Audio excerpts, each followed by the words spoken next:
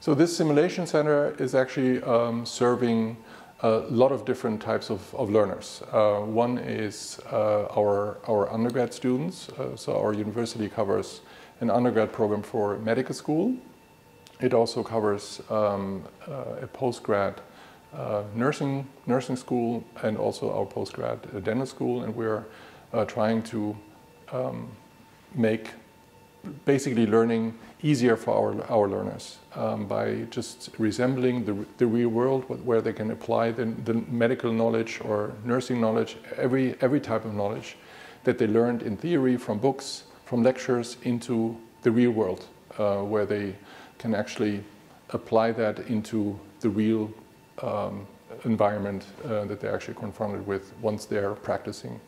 So this is a room what we typically would use for as what we call scenario-based learning, as opposed to teaching procedural skills, but this would be a scenario-based learning style where we are inviting different types of learners. This is what we call an intensive care unit, where we can invite undergrad students or postgrad students, residents in pediatric, or also professional teams, where we think of or come up with everyday situations of more regular types or more emergency type situations, or what we call scenarios, that we can feed our simulators with, and then the learners are actually coming in, ideally in a team setting. So we are very much focusing on what we call an interprofessional education approach, where ideally we are running the scenarios for teams that actually work together in the work environment. That is doctors,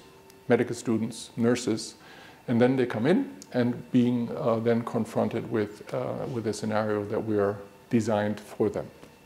Yeah, and this is what we call a high fidelity mannequin. This mannequin is capable of actually breathing.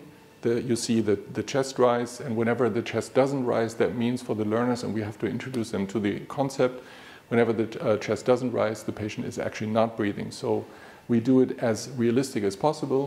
We see some eye blinking. We also have some pupil reactions. So we try to immerse our learners into the reality as much as possible. And we can change their vital signs, what we can see on this monitor here. We can change the heart rate, we can change the blood pressure, we can change, the patient can actually react to the approach.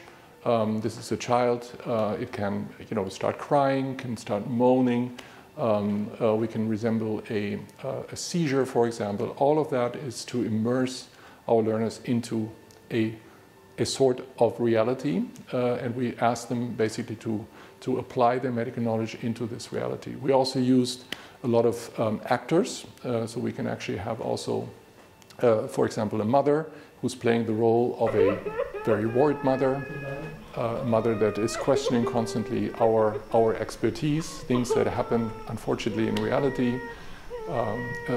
We can role play an aggressive mother. All of these emotions that are involved in treating a sick child, we can actually resemble here, and we can actually simulate. So our center is also equipped with a lot of what we call task trainers. So these simulators, these high fidelity mannequins, we provide our learners with a quite immersive surroundings. We also have some task trainers where our learners can really learn how to put an IV in, urine catheter, airway management in anesthesia or immersive medicine. All procedures that we don't want our learners to apply for the first time on patients, we can practice them first in the simulator, make them as comfortable as possible with this procedure, and then send them towards a regular ward where they can apply that particular procedure on patients. So the ideal word is to provide all learners with a situation in the simulator first, before they actually apply it on patients.